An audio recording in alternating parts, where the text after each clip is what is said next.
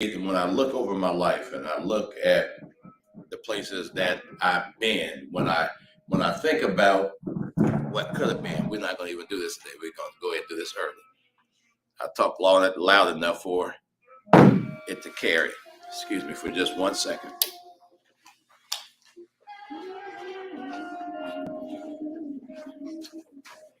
But I am grateful for all of the things that He has brought me out of. I'm grateful for all of the different places that He has allowed the soles of my feet to touch. I'm grateful for the lives that He has allowed me to impact. So flowing from my heart truly is gratefulness.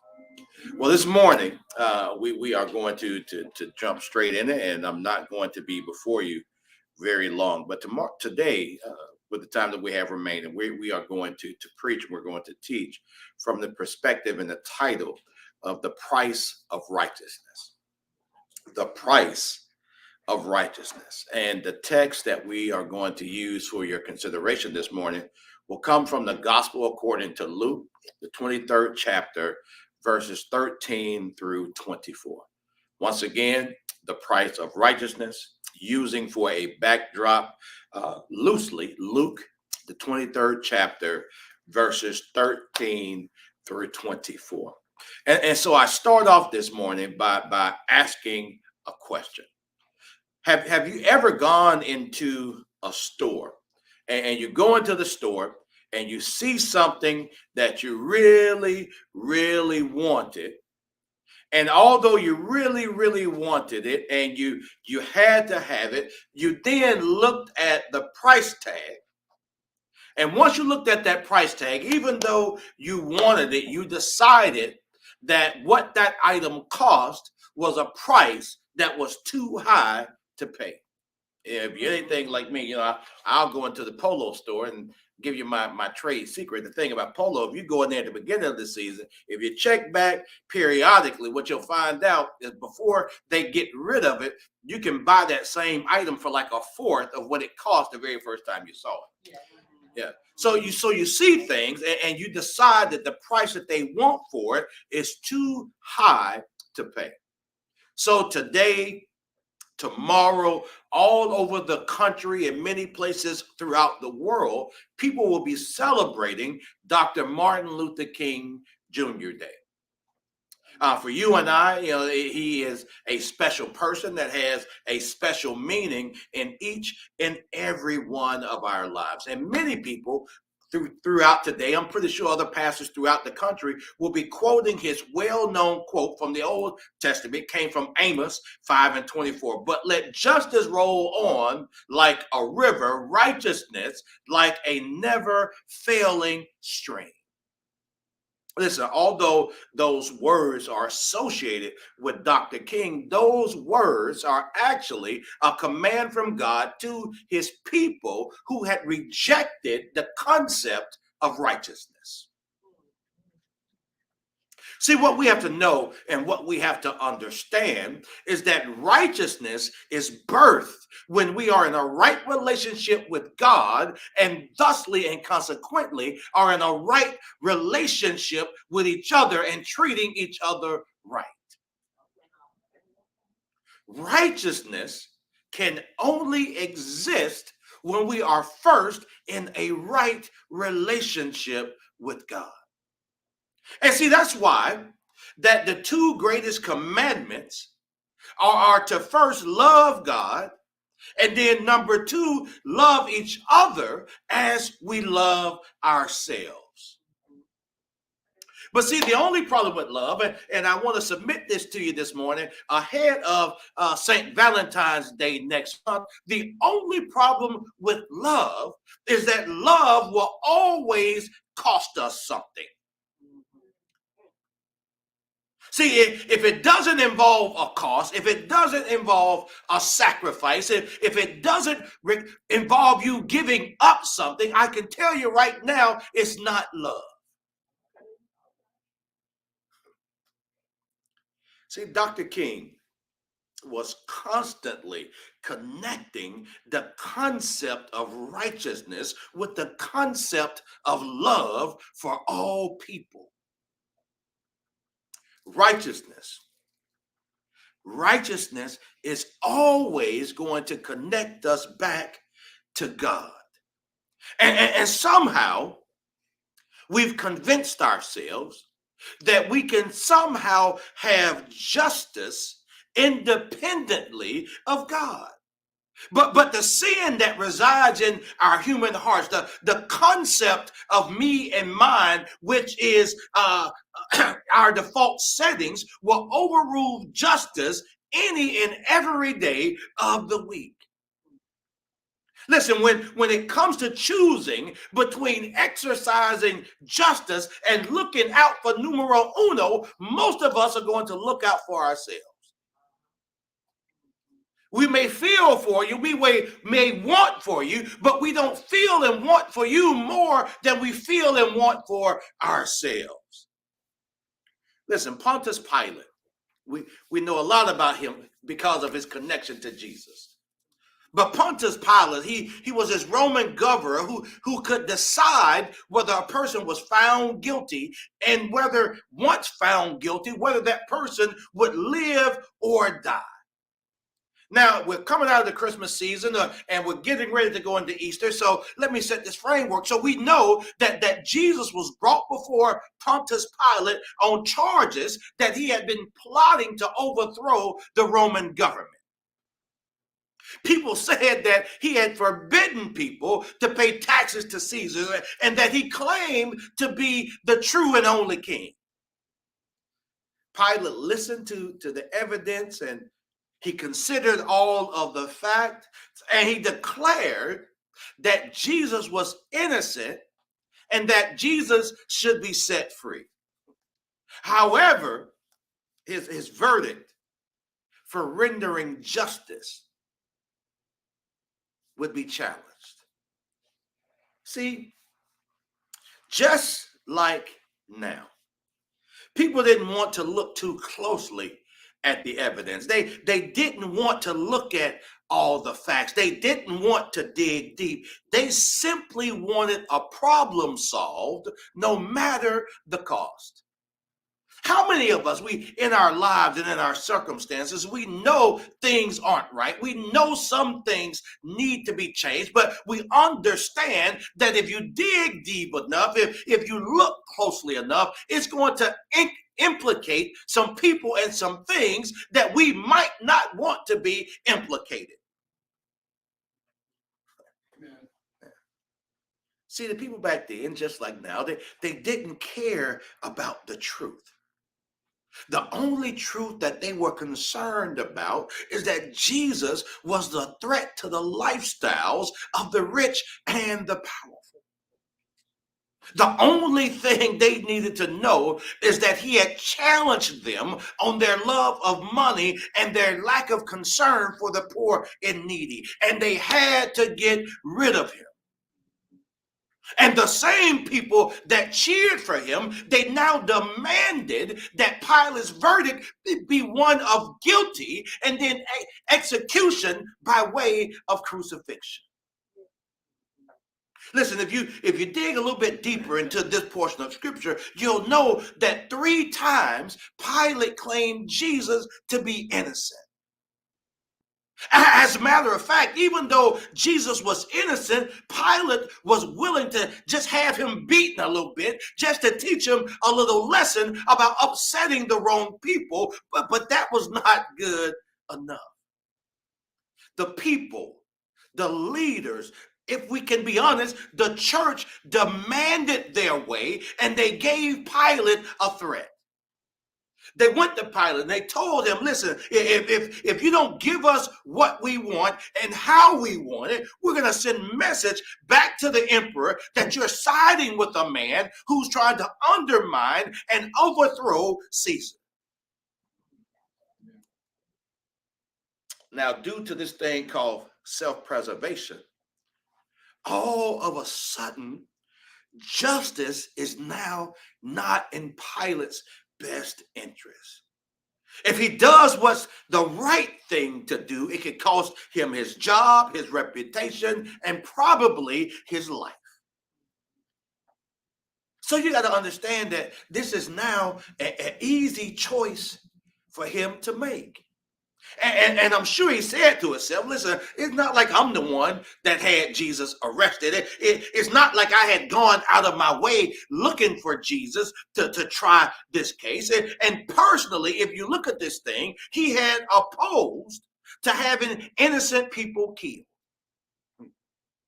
But obviously, the majority is making a lot of noise, and therefore, if they're saying all this and they're doing all this, even though I don't see much fault in this Jesus character, if all these people are saying all this stuff about this man, well, then maybe there is something that I might be missing that makes him a real candidate for what I need to do. What we see right here is that the pressure of compromise was weighing heavily on him. And finally, against what he knew to be right and righteous, he gave up Jesus to be killed. The price of righteousness had proven to be too high for Pilate to pay. I don't know how many of you remember this, but a few years back, we went as a collective to see this movie by the name of Just Mercy. Y'all remember that movie? Yeah. It's going to come back to you in a minute. And there was this movie, I think we went to see it at the movie theater in Hamilton. There was this movie starring Michael B. Jordan, and it centered around him, Michael B. Jordan, being this attorney that had gone to Harvard, and he was in line to make all of this money, but he chose basically to go represent victims in Alabama, and this one man in particular who was unjustly sitting on death row. And if you think back to that movie, there was plenty of evidence presented that the man was innocent at the hearing for a new trial, but the judge ignored everything that was presented to him in his ruling. The judge, and we're talking about way, way, way, way back in the day, the judge was in the same position. He was put rather in the same position that Pontius was put in. And just like Pilate in that movie, even though he knew this man was unjustly sitting on death row, he knew that this man was going to be put to death. The cost of righteousness, this judge decided, was too high for him to pay. So as we sit here this morning, as we watch this morning, we can look at Pilate or we can look at this judge and we can condemn them for being cowards or unworthy of their positions or a threat to humanity for refusing to stand firm. But I submit to you this morning, before we condemn them, we need to ask ourselves, how much of Pilate, how much of this judge is living inside of me? When I am forced to choose between serving justice and serving myself. When I'm put in a situation where doing the righteous thing is going to cost me, which one will I choose? When do we personally ignore the facts because it is no longer in our personal best interest to carefully consider them? In the Gospel of Matthew, Pilate brings out water and he washes his hands and he says to himself and to those present, I am innocent of this man's blood. But then he goes on and turns him over to be killed. Listen, can I tell you that we all will be tempted, have been tempted, or have already fallen victim to doing the exact same thing? See, See, we want to shed our responsibility for not speaking up or not speaking out by saying, listen now, I'm gonna go ahead on record and let y'all know that I'm a personally against this thing. I don't necessarily agree with what we're about to do. It doesn't line up with my personal beliefs, but instead of going that extra step to make sure it doesn't happen, we make that statement, we fall on back and say, well, now y'all go ahead and do what y'all got to do, but I didn't let you know how I feel about it.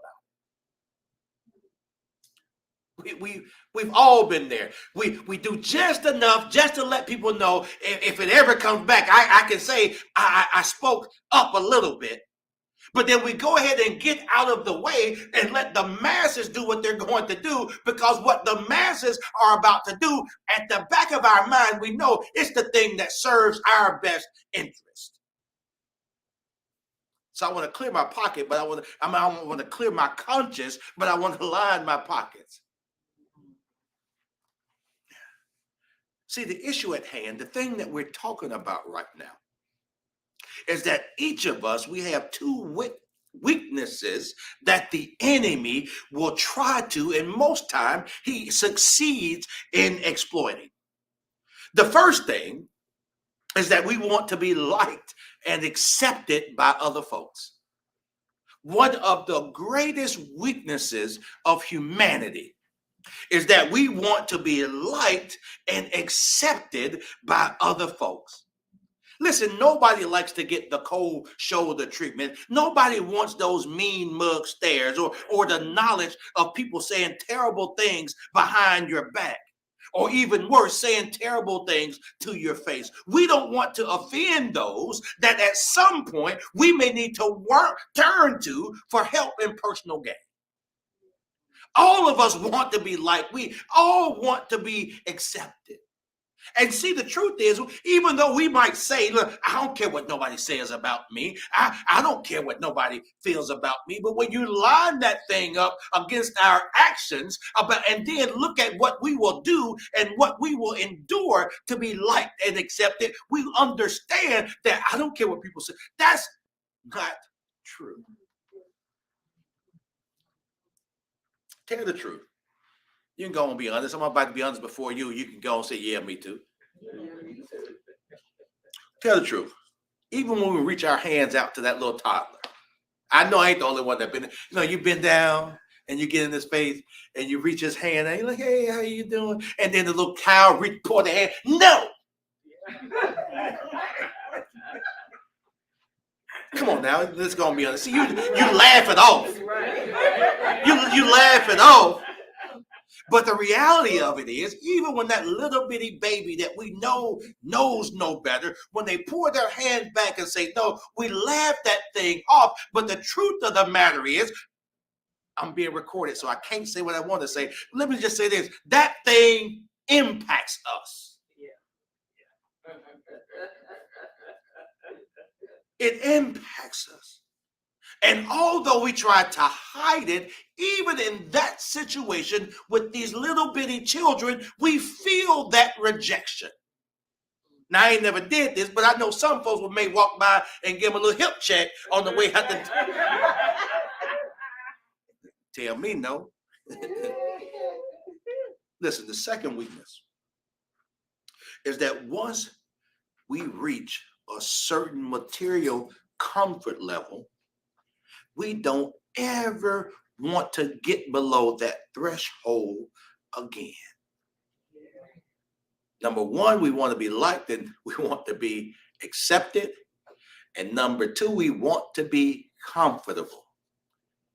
Once we achieve a certain status in life, once we amass certain things in life, we don't want to ever lose those things or step below that level once again. And we actually begin to tell ourselves we literally deserve the things that we have and the station that we are in now in life. And what that thing actually does, when we're more focused on the prize, it begins to close off our hearts to the cost of pain preserving it may cause to others. You know, things like a couple years ago when these protests and these marches, no, I'm talking about the nonviolent ones. Get that out of here, because I know that's the thing you use to justify you not showing up. When the reality of it is, all of these marches, they're being televised, and I really, deep down, I want to go out there, but I know they're having television cameras out there, and if I get caught on a, I didn't work too hard. I got them 7 degrees. I didn't climb through that glass ceiling. I'm not trying to go out there and be seen marching.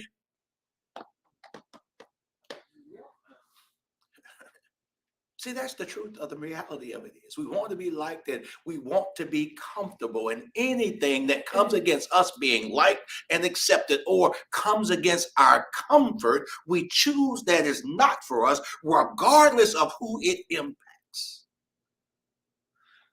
Look, don't you know, don't you think, don't you believe that the church people in this country knew that slavery was wrong both in the North and in the South?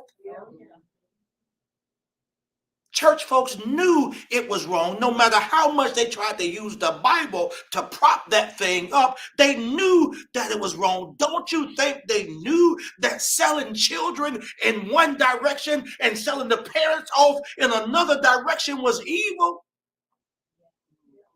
Listen, but slavery was the founding economic system of this country. Let me say it for you one more time. When you look at, I just mentioned Harvard, when you look at the crest of Harvard University, most people don't know this, when you look at the crest of Harvard University, there are inscriptions that are odes to slavery. Slavery was the founding and original economic system of this country.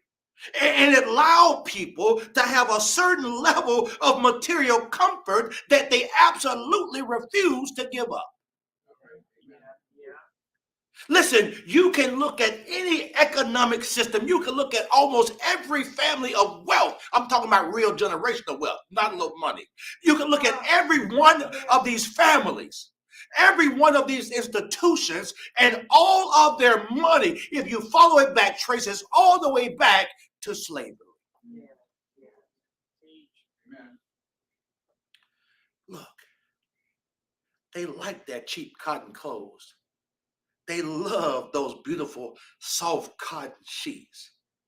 They liked the money that was going into their bank account. And what we have to understand is that that comfort made you forget where the cotton was actually coming from. That wealth made you forget the pain that it caused in order to obtain it. Listen, to give all of this up, to say the right thing, to do the right thing, to abolish the abuse of these people was a price too high to pay. Listen, even to this day, and as much as it impacts us personally, let us be careful in terms of how we condemn them. Because when we really go to the store, when we go into that store and we really get that one good deal, we don't know, and we really don't care if it was made by slave labor in a third world country or not.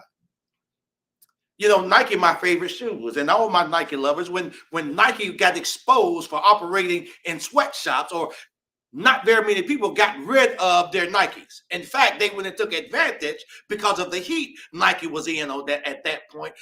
All their stuff was on sale.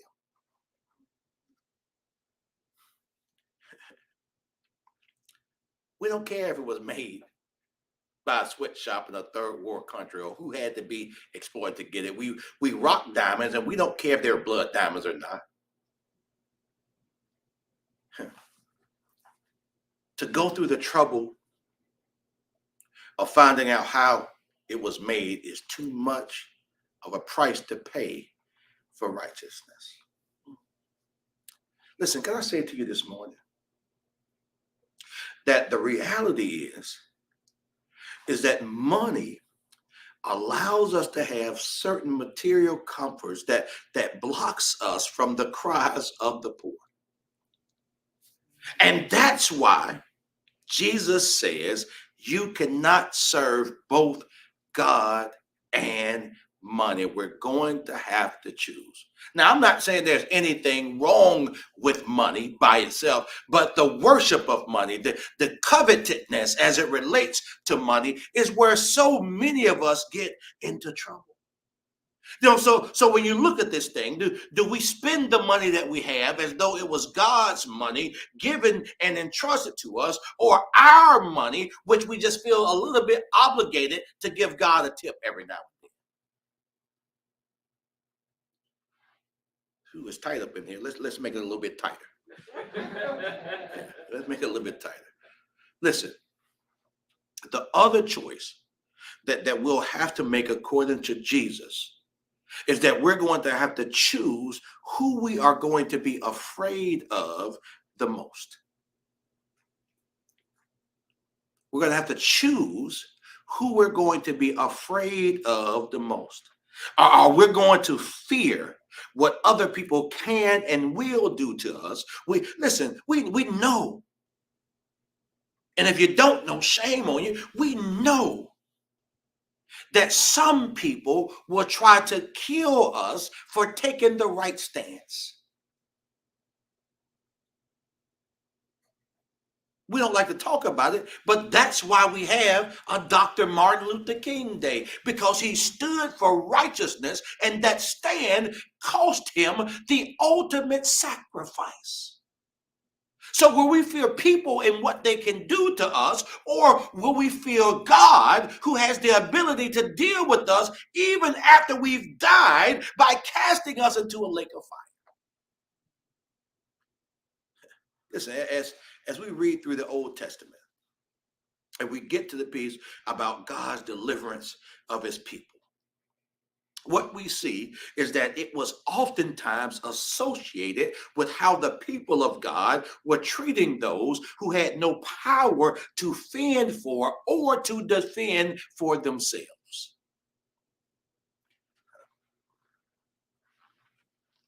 Righteousness came out of people being in the right standing with God and with each other. Jesus told us what righteousness looked like in the parable of the Good Samaritan.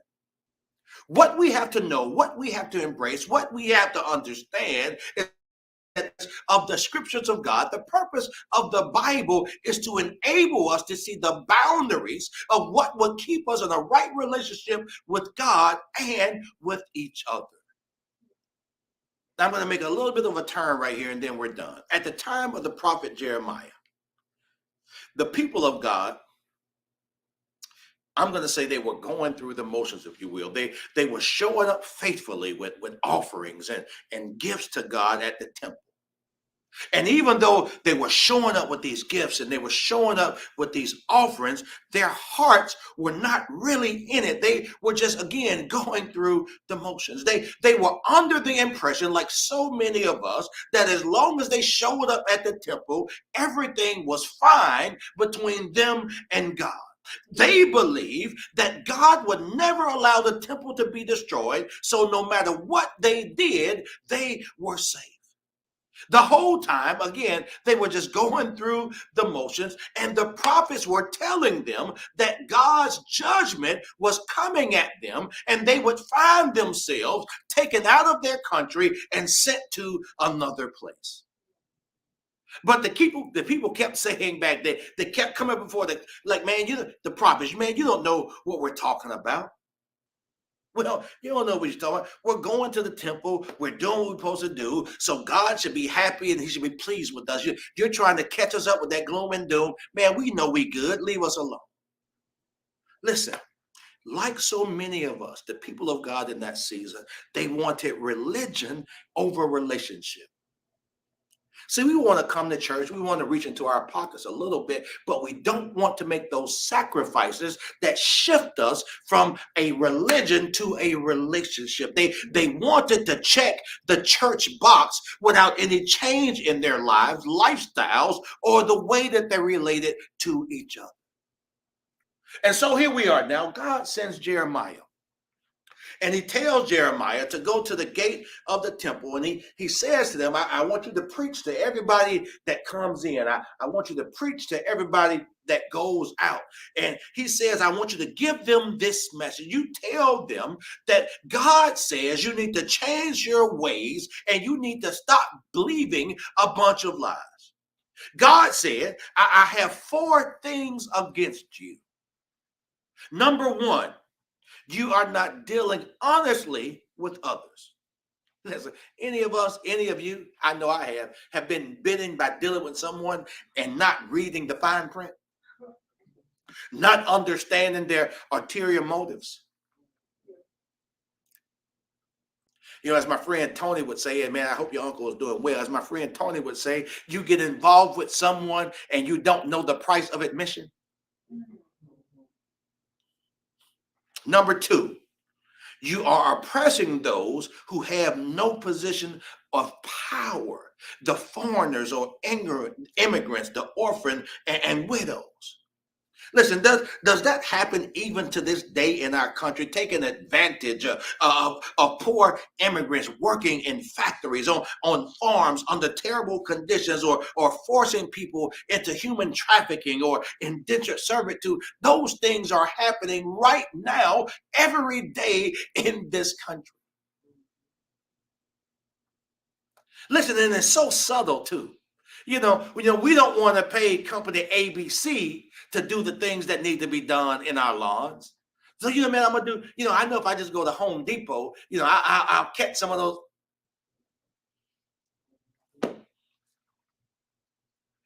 Number 3, God says you are shedding innocent blood. As the example that we've already given, people sitting on death row who are framed by a corrupt court system. We see these type of things happening, caught by these video cameras, phone cameras every day. Listen. Number 4, God says, and you are worshiping other gods. So many of us, we bow down to the almighty dollar before we bow down to the Lord of Lords and the King of Kings. And so Jeremiah, day in and day out, he said these things to the people, everyone that went into the temple, everyone that came out of the temple. The prophet Jeremiah kept saying what God said for him to say. And although God said for him to do it, and God sent him to do it, how many of you know that Jeremiah was going to pay a hefty price for delivering this message? God told him to say it, God sent him to say it, but you got to know people were going to make him pay for doing it. Look, Dr. King, as I begin to now wrap up and take my seat, Dr. King reminded us that the moral arc of the universe is long, but it bends towards justice.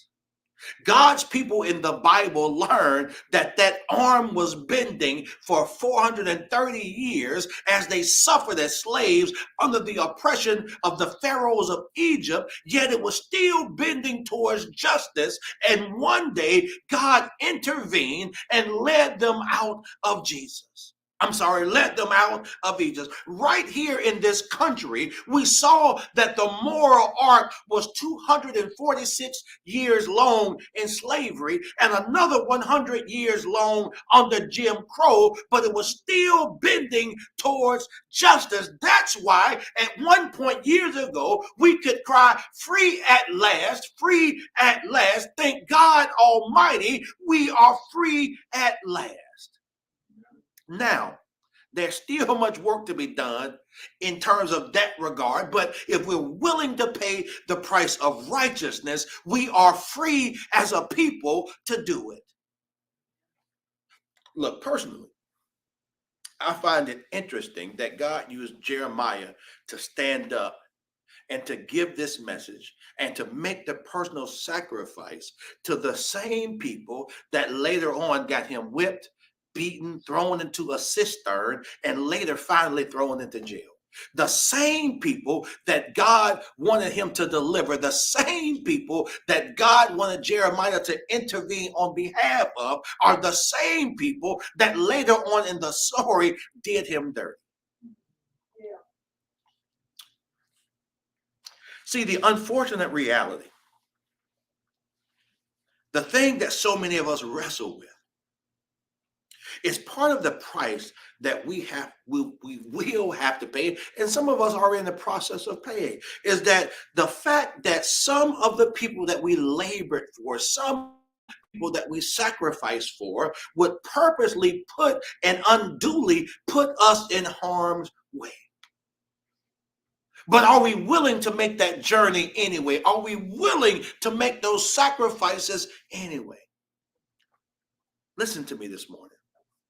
Our calling is a higher calling where we seek to follow the drumbeat of a drum major whose name was Jesus and said, "Come follow me." Are we willing to pay the price to get out of the lines and following the directions of others to be true to Jesus? Are we willing to pay the price of walking away from the ill standards of societal norms? Listen, Jesus did not call us to follow Facebook. He did not call us to follow Twitter or Instagram. He called upon us to follow him. And a good place to start this journey is standing on and in the Word of God.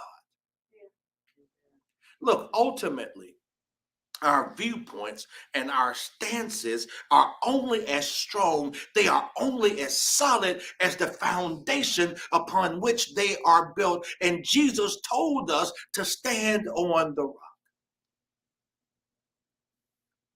Why does justice not roll down like a river? And why does righteousness not come as an ever never ending stream? It's because we are unwilling to pay the price for righteousness. And what is that real price?